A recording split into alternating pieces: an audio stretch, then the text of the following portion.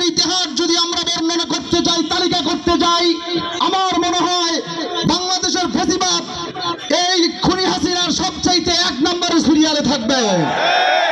খুনি হাসিনা যতগুলো অপকর্ম করেছে তার মধ্যে অন্যতম, তার প্রধান শত্রু ছিল ইসলাম।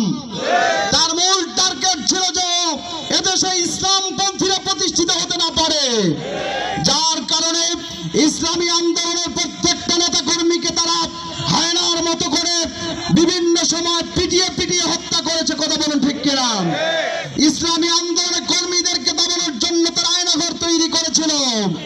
ইসলামী আন্দোলনের কর্মীদেরকে দাবানোর জন্য তারা সেই 28 অক্টোবর শিবিরের ভাইদেরকে মৃত্যু হওয়ার পরেও লাশের উপরে নৃত্য করেছিল।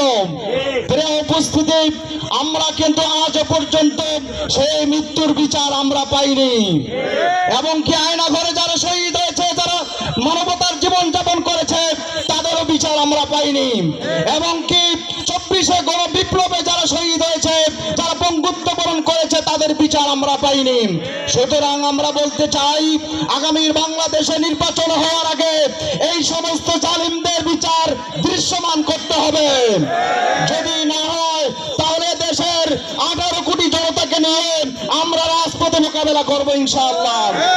উপস্থিতি, এই জন্য আসুন, এই জমিনে শহীদের রক্ত পড়েছে, যেই জমিনে ইসলামী আন্দোলনের নেতা কর্মীরা জীবন দিয়েছে, এই জমিন ইসলামের জন্য উর্বর হয়ে গেছে।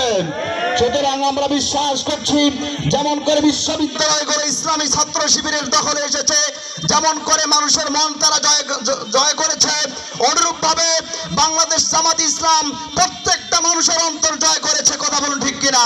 এই জন্য আগামীর বাংলাদেশ জামাত ইসলামের বাংলাদেশ, আগামীর বাংলাদেশ ইসলামের বাংলাদেশ। বাংলাদেশ জিন্দাবাদ, বাংলাদেশ জামাত ইসলামী জিন্দাবাদ। আসসালামু আলাইকুম ওয়া রাহমাতুল্লাহ।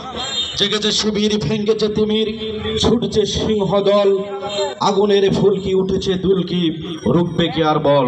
সম্মানিত উপস্থিতি,